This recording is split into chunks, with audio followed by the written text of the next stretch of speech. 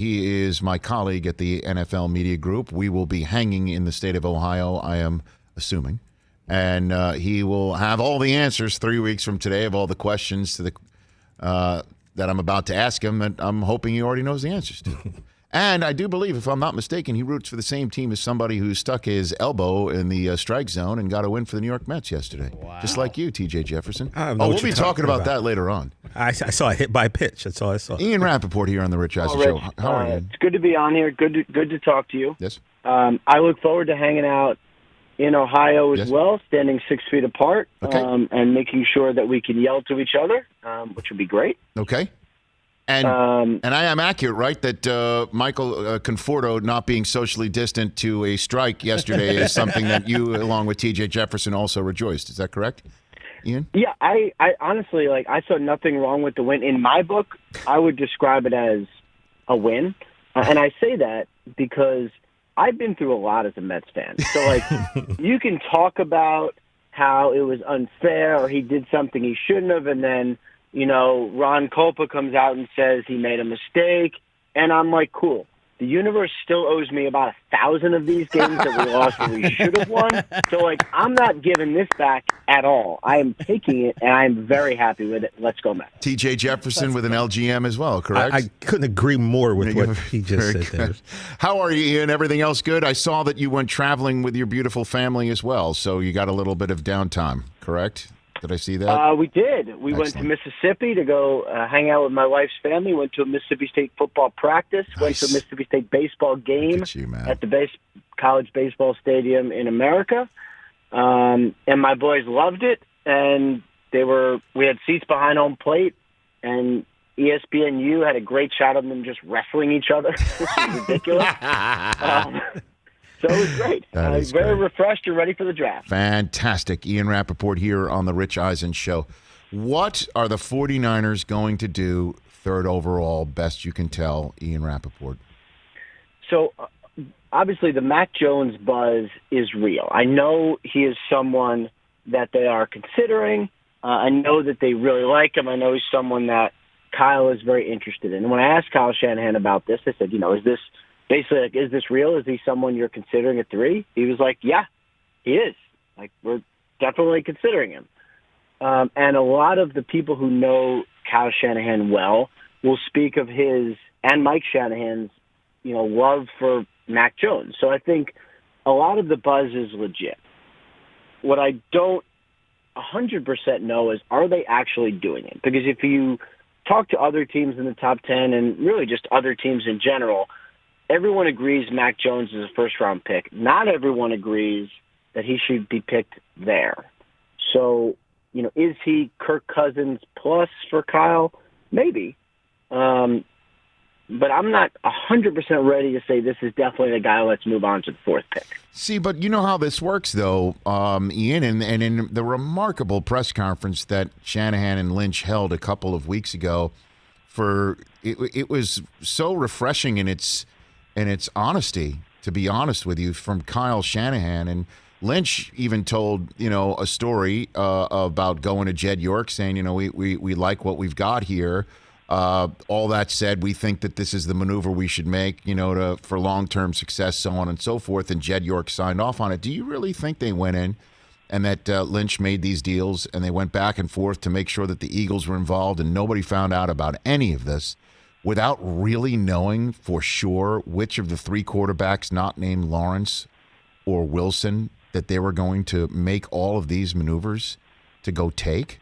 Really? I mean, I would say you're right in what you're thinking. I mean, first of all, it was amazing how they engineered what was essentially a 3-team trade without anybody finding out about until right when it happened.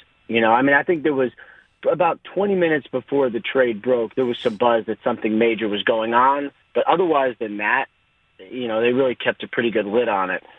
I would say they definitely know that they are very happy with the 3rd quarterback, whoever it is. So, they obviously know who they're not getting. I think everyone knows who they're not getting, right? I mean, that would be Trevor Lawrence and Zach Wilson.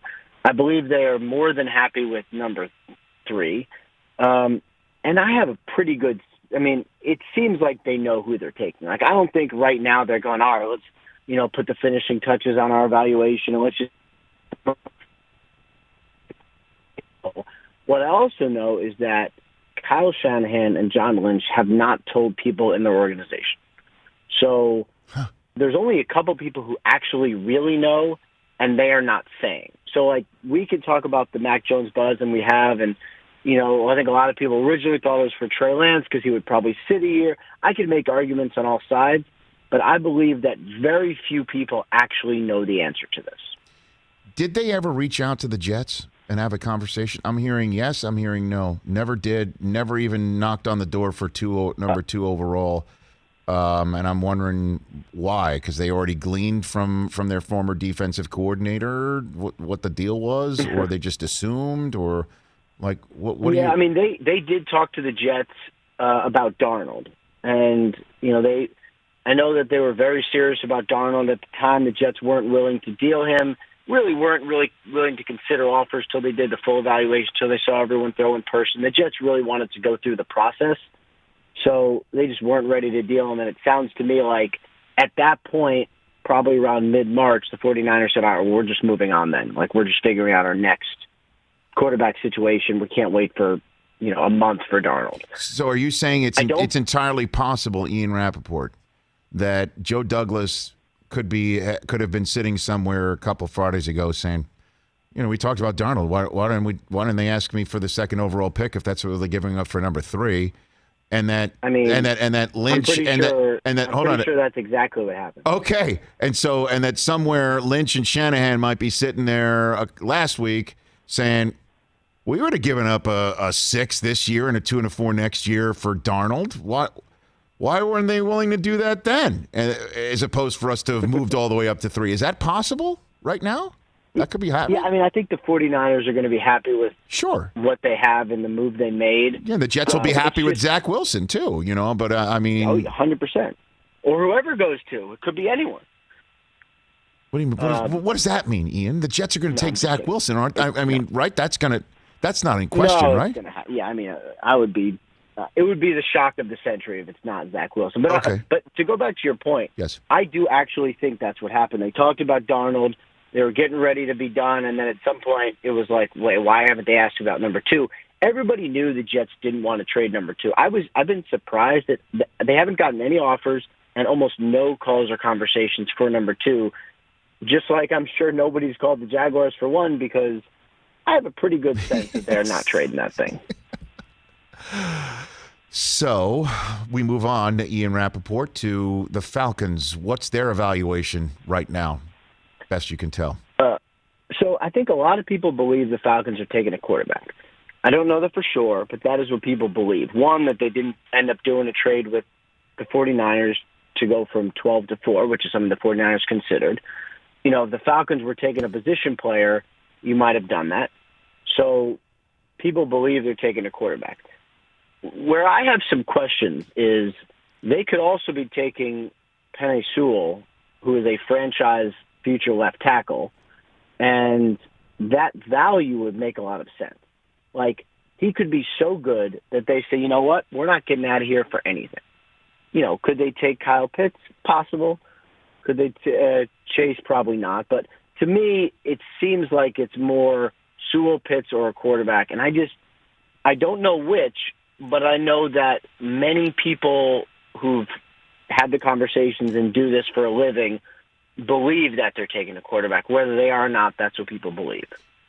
What are you hearing about the trade market for that 4th overall pick? What are you hearing about that?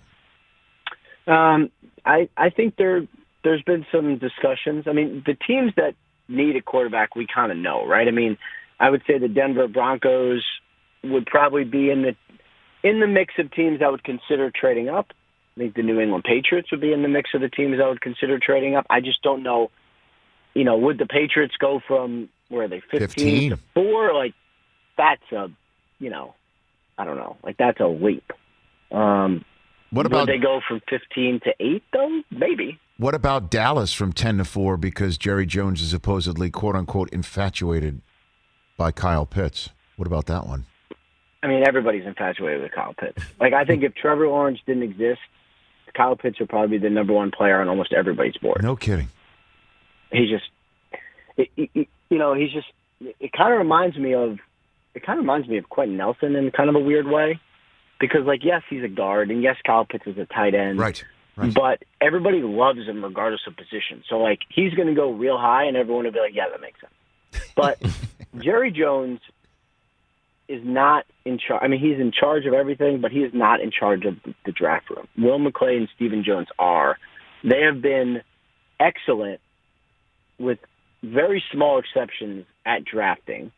And I would say they are the ones who will make sure that nothing crazy happens, like trading a future first-round pick to go up for a non-quarterback.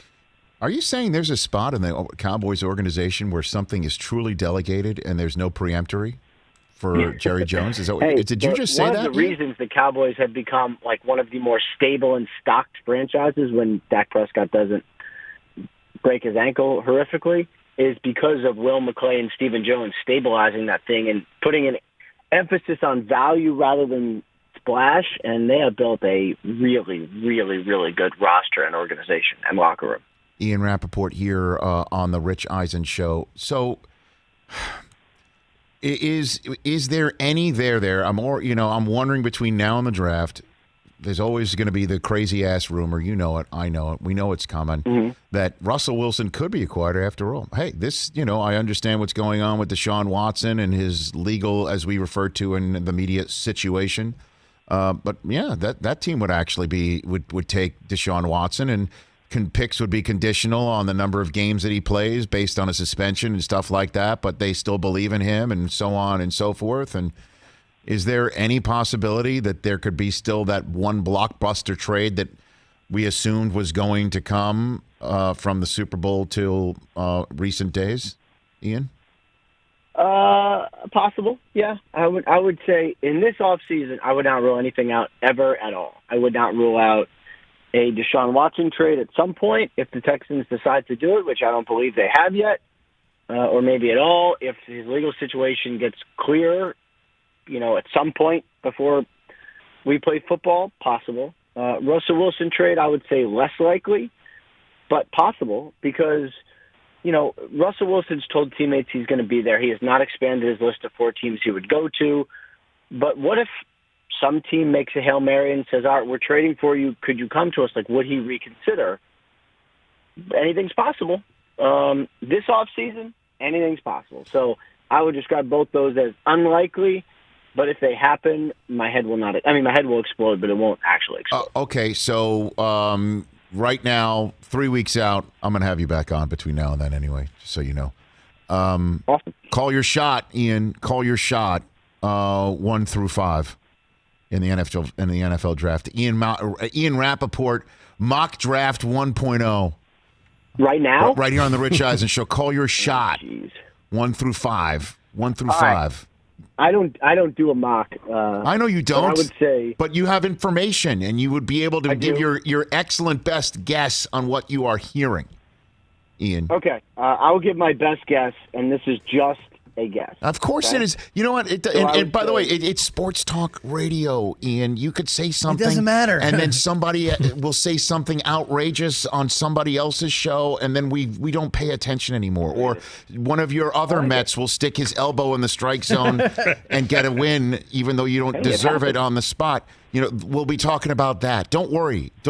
And if you're right, guess what? 3 weeks from today, we come on the air, and look how right you were. How great will that be, Ian? It's a win-win. I'll tweet it out, too. All right, so let's see. So here we go. Let's see. I would say, Lawrence and Wilson. Yeah. I would say Mac Jones at 3. Yep. Justin Fields at 4. Mm-hmm. And Jamar Chase at 5.